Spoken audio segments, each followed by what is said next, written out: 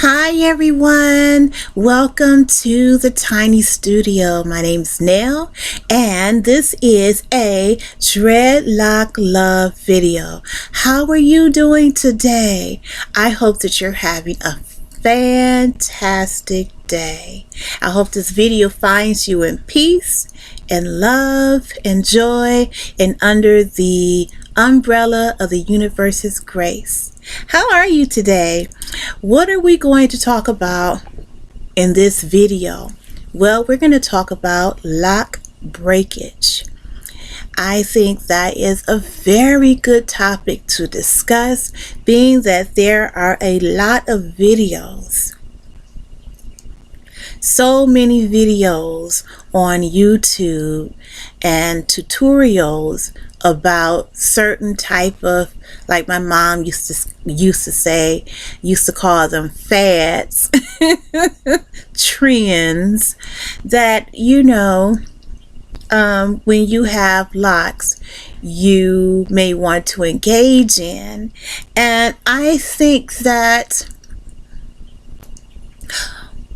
there's nothing wrong with being engaging in different trendy things and fads and that and the like. As far as that is concerned, there's nothing wrong with that. And I don't want to knock anybody for jumping on a trend or a fad, because believe me when I say I have jumped on many a trend and many a fad. And if we're talking about my mom, she can attest to that, especially when it comes to hair. Listen, back in the 80s, what was I wearing? Well, I loved Sheila E. and I loved Wendy from the Revolution. So I think I said in another video that my aunt is a cosmetologist, so I would go to her salon over on West Grand Boulevard in Detroit, Michigan, and I would get my hair done. And I had the beautiful, iconic Sheila E. hairstyle. I wore that. I wore my hair like Wendy from the Revolution. I have had my hair styled like Anita Baker. I wore one glove like Madonna, I have, what else have I done? Oh, when Tina Turner first hit again in the 80s and she was wearing that spiky do she was wearing, well, guess what? I had my hair cut and I wore my hair just like that as well. How about Salt and Pepper's asymmetrical cut? Oh man, I wore that to death. As a matter of fact, I got a weave because I was coming out of the Anita Baker hairstyle, so I had to have a weave. And back in those days, when you had to get a weave, you went to your salon and they had like this little room that stylist would have you go in where nobody would see what's going on, and I had a weave put in so I could have that salt and pepper asymmetric look going on. When it comes to fads, I have done it all basically, and trends. But what I've noticed is that, or one of the things that trends that I hopped on when I started wearing dreadlocks was bleaching my hair. And I wanted to give it a different color. And the reason why I decided to bleach my hair is because I was going white early than I wanted to. And I don't say gray because my hair is not graying. My hair is actually losing the melanin and actually just turning white, not gray.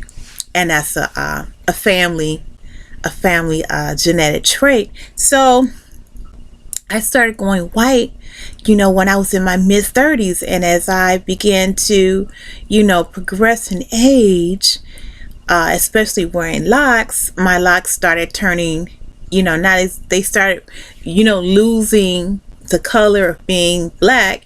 They started turning black and white. And especially in the front, just white. And I didn't like it. You know, I was like, listen, I know that I'm growing into, excuse me, my crone years. I understand that, but really, do we have to do it now? I'm not ready. I'm not ready and willing to accept that that's going to be the woman that I am becoming on the outside as well as the inside, but I just don't want that outward appearance of being an old crone just yet. And so I decided to bleach my hair.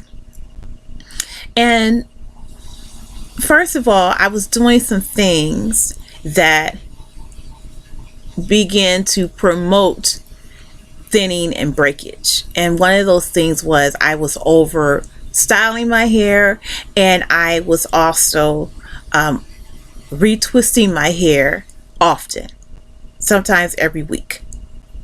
You know, so I was already on the path to massive breakage, but I didn't realize it. So when I started to head in the direction of actually bleaching my hair, then that really took everything that I was doing wrong with my locks. That just took it to a whole nother level of ridiculousness. And I can say that now because 20 years in this lifestyle, I've learned a lot, and I can look back and see the errors that I made and laugh about it. But I'm going to show you something that I saved, and it's really not a laughing matter. I'm going to show it to you right now.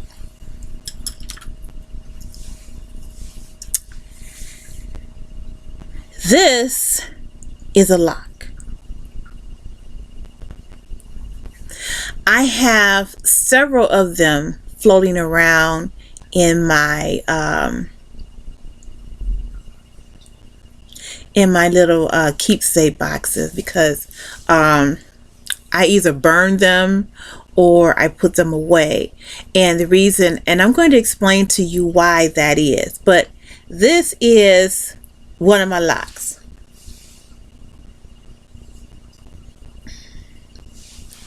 You may ask yourself, what happened here, Nell? Well, what happened here is, or this is a representation of me doing absolutely too much. And because I was doing too much, it caused breakage. And this is a lock. And this is the bottom of the lock, the end of it. And as you see, it's blonde and black because I attempted to cover over my mess later. So it's blonde, black, and white. And white. And here is, if you can tell, you can see this. Here is where you can see some thinning, and this is where it broke off at, if you can see that. This is where the lock broke. Here's the lock. This is the bottom of it, the end, and here is the point where there was thinning and it just broke off. See that? And if you look at this end right here, you'll see that there is thinning there. You see that thinning? Yeah, so this is my lock. And unfortunate for me, my hair would begin to break off in the most unexpected places. I could be out to dinner and my hair would pop off. I could be in the car and my hair would pop off. Or I could be at the library and my hair would pop off. And there are also moments where I would see the thinning and I would get frustrated and I would just, cut it off, because what's the point? It's going to break off anyway. But there were points in time where, I would get depressed and I got tired of seeing my hair thinning the way it was and breaking off. And what I realized is that if I wanted a different outcome than what I was seeing, I had to stop doing too much with my locks. So I'm sharing what it looks like, or the dichotomy of a lock that breaks off with you, because I think that you can never, or I could never reiterate why it's important that you don't do too much to your locks. And I know that it's trendy. I understand all of that. Hold on a second. I'm going to plug in my charger. I understand that you want to look cute. I still want to look cute too, even though I'm a mature woman. I want to look cute too. There's nothing wrong with being cute, but you have to understand the lifestyle that you have chosen and what that really means. Even though you can do a lot of things with dreadlocks, don't get me wrong, you most definitely can. You can create a lot of different styles with dreads. Yes, you can. But what you also have to understand, that as strong and healthy and resilient as locks are, you can systematically weaken them and destroy them. So when I look at some of the young people here on YouTube and I see the things that they are doing to their hair, one of the things that I noticed about some of my young dreadlock lovers, one of the things I notice about their locks is that there is an appearance of being unhealthy. And the reason that it looks unhealthy and the locks appear that to feel or to the touch that they are dry and brittle. And I can look at these locks and I can tell that they don't feel good, that they're not healthy. And as I said, I don't want to interfere in anyone's hustle here on YouTube. I don't want to interfere in that. I understand that people are putting out content, and this is not just a fun thing or activity as it was back in 2008. People aren't doing, are people still doing cat videos? I don't know, maybe they are, but I understand that YouTube can become a really great business for a lot of people. I understand that, and it has been, and it is. But for those YouTubers who are in the dreadlock community, I understand the need to push out content, but what some of you are doing to your locks is not healthy. It's not healthy at all. And I'm not, like I said before, I've been the person that has followed fads and trends and, what's cool, all of those things. I have been the person who has followed those things. And even in my adult years as a dreadlock diva, a locknista, I have also followed some trends. And as I said before, bleaching my hair blonde, that was one trend that I followed. And to disastrous results. And one of those results ended up being thinning and breakage. So what should you do if you have a situation where your hair is thinning? And this is a really good lock to show or to share with you about thinning, because if you can see, and even when I touch this lock, it feels different than the locks coming from the locks that I have right now. This lock looks unhealthy. Do you see it? It just looks unhealthy. So if you look at this lock, you can see that it's thinning in exactly two spots. It's thinning. Well, it was thinning because it's not on my head anymore. But it was thinning here. And this is where it broke off at, here. But it was thinning here, and all of this is thin, and then it broke off there. And then you can see some blonde. You can see the fact that I covered it.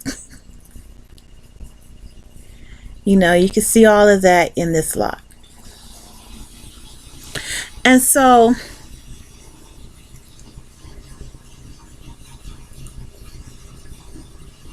what do you do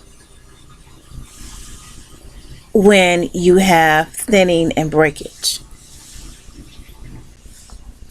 How do you remedy that? First of all, you have to recognize where you screwed up at. So where did you screw up at in your process? Were you trying to follow a trend? And one of those trends can be this new trend called, I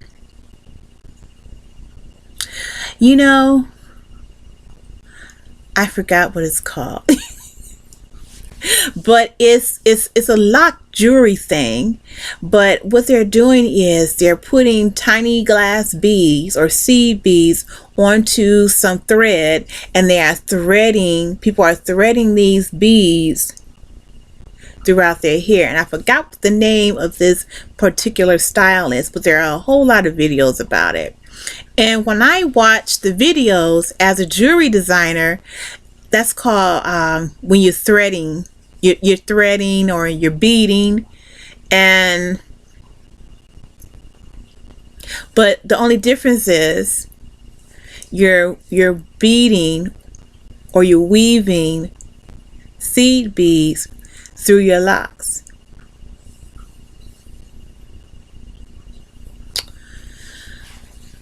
That's a dangerous thing to do. And the reason why I say it's dangerous is because you are sticking a needle through your lock. That can cause holes inside your dreads, which will also more than likely cause thinning, and that thinning can lead to breakage. Now, is there anything wrong with lock jewelry? No. I have a video coming up about lock jewelry very soon, and I have I have shells in my locks, on my locks. And I think, is that the only one?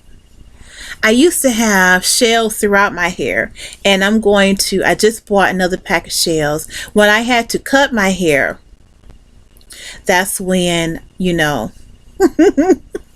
I had to get rid of my shells. But I have another pack of shells that I'm going to be weaving and that I'm going to be putting onto my locks.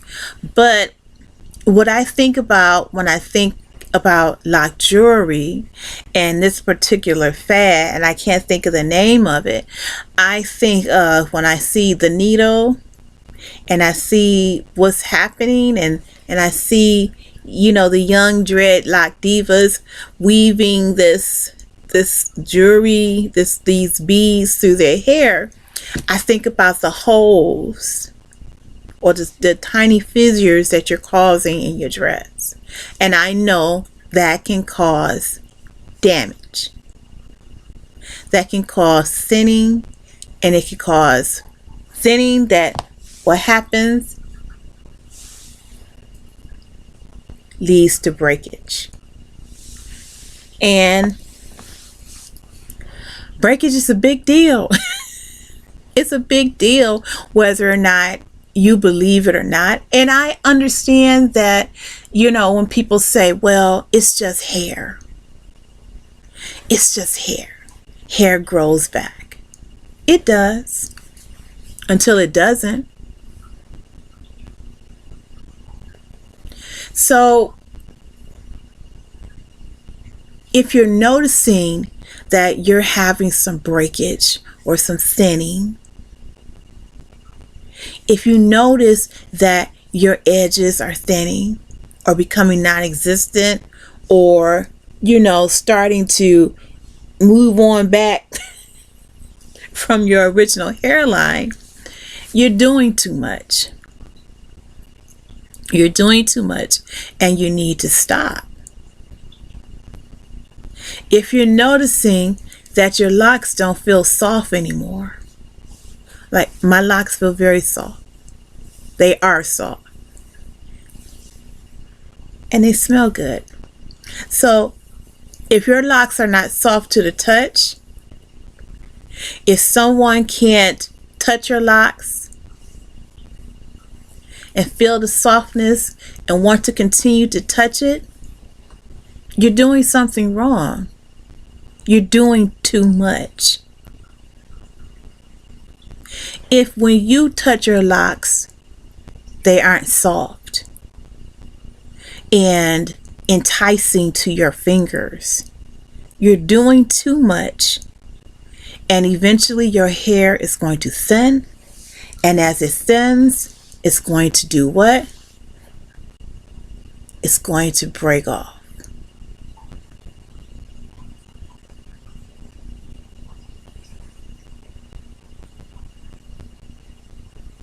Is that what you want? If that's not what you want, you have to stop doing too much. And lock jewelry is wonderful.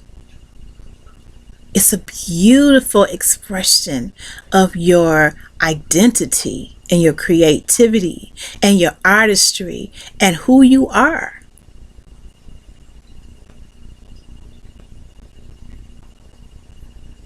But have respect and show the dignity and the pride of your people and your culture by honoring the locks that are growing from your scalp. And sometimes it's okay to want to try something new. But you don't want to try something new that's going to end up costing you.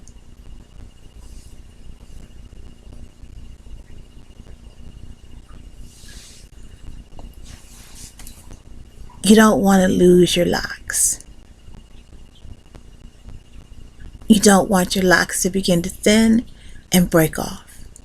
So just remember, think twice about a lot of these dreadlock trends and fads that you see on YouTube or on Facebook or anywhere on social media, TikTok. Think twice about that. Because you don't want to end up like Nell and have a bunch of these. Have a bunch of these hanging around. Oh, and briefly, the reason why I was just very, very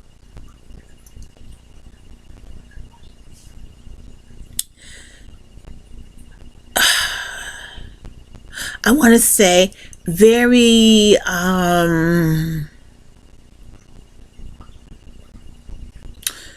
not happy about my locks breaking off in public like this is because I'm a little superstitious in that way. I just don't believe in having hair or my essence floating around for anyone to pick up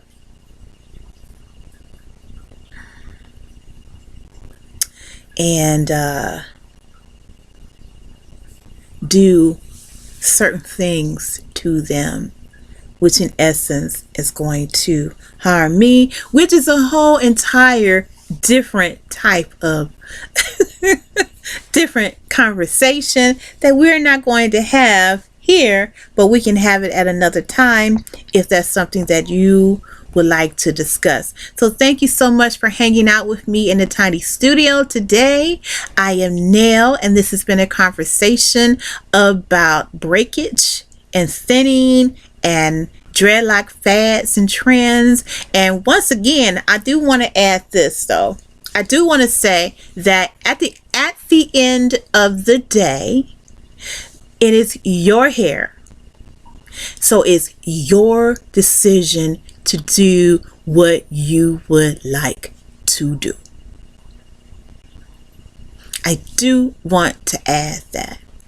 I am just here to give you some suggestions, to offer a little advice and insight from my 20 years of being a dreadlock diva, a locknista queen. I just want to offer you just a little bit of wisdom and life experience